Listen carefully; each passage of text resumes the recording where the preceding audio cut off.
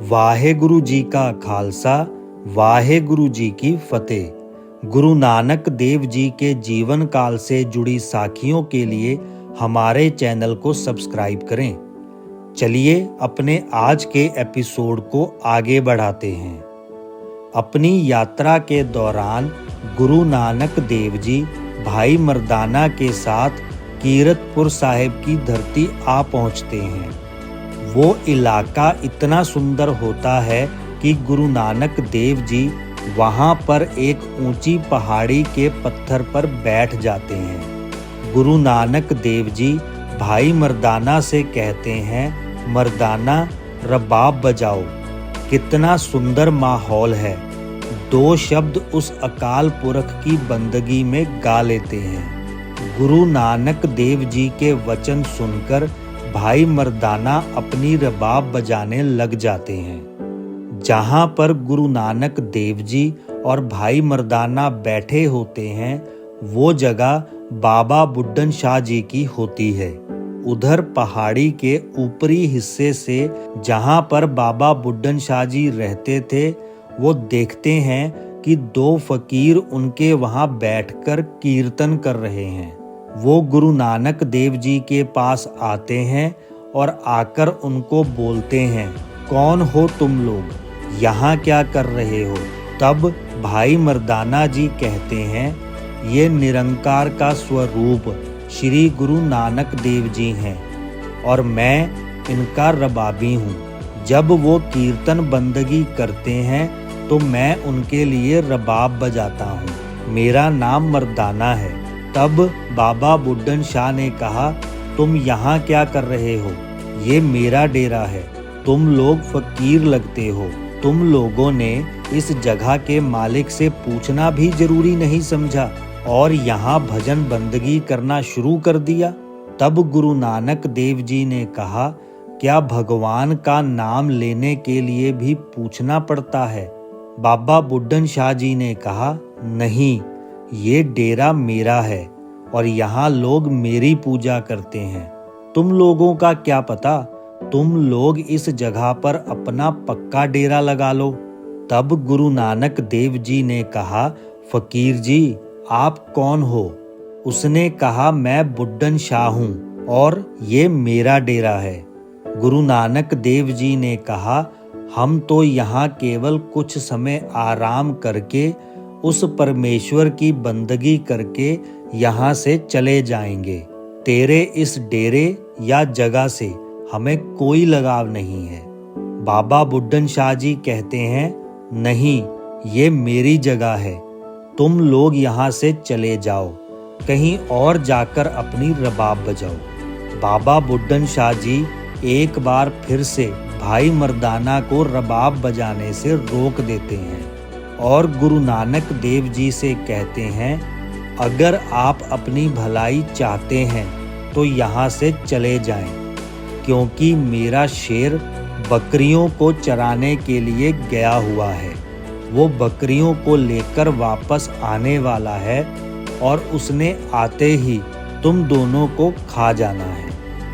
तब गुरु नानक देव जी ने कहा, फकीर जी अगर आप 1-2 बार और बोलते तो शायद हम चले भी जाते, लेकिन अगर तू हमें शेर से डराने की बात कर रहा है तो आज हम उस शेर को मिलकर ही जाएंगे।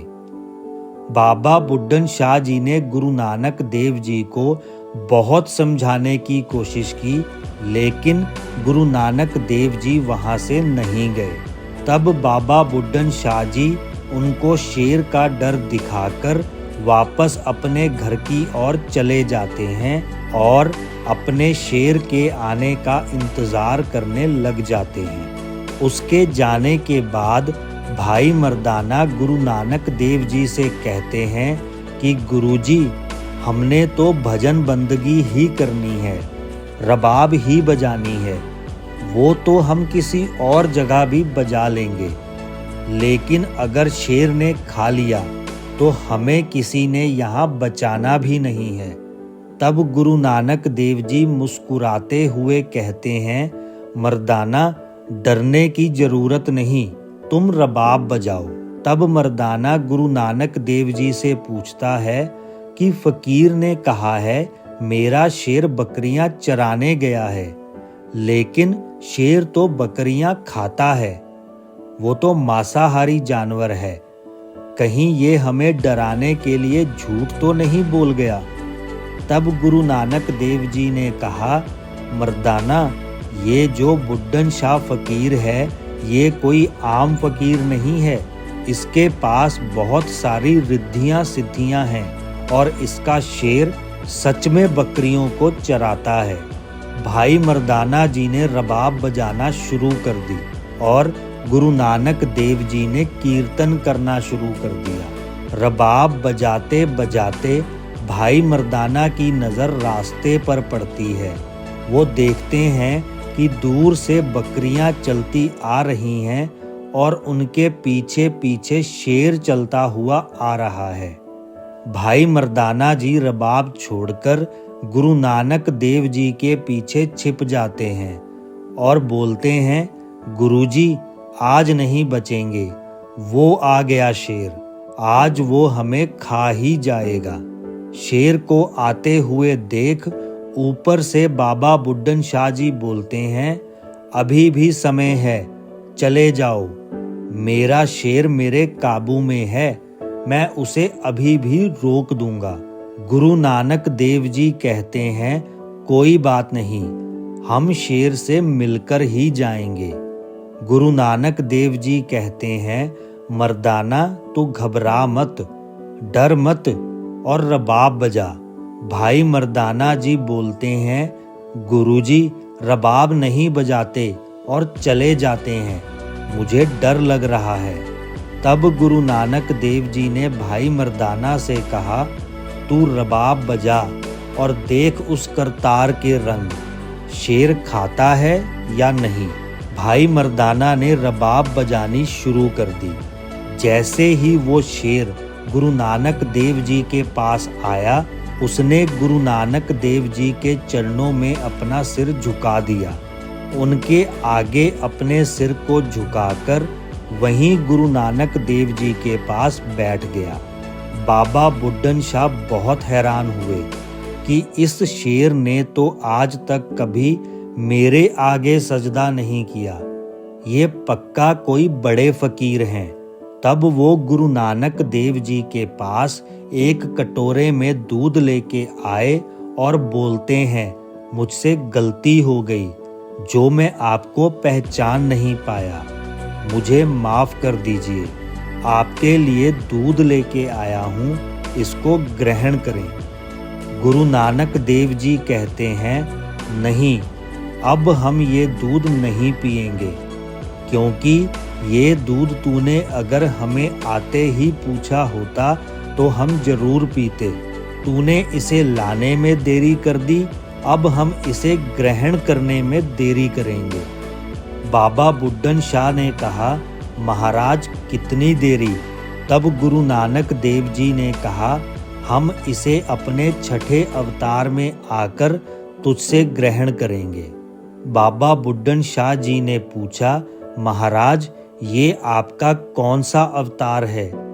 गुरु नानक देव जी बोले, अभी तो हम पहले अवतार में हैं। ये सुनकर बाबा बुड्ढन शाह जी कहने लगे, इतना समय, तब तक तो पता नहीं मैं जिंदा भी रहूंगा या नहीं, और इतना लंबा समय ये दूध कैसे बचेगा।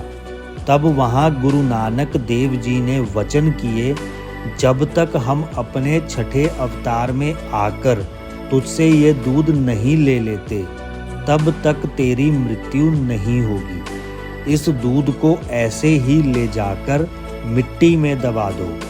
उनके वचन सुनकर बाबा बुड्ढन शाह जी ने वैसा ही किया।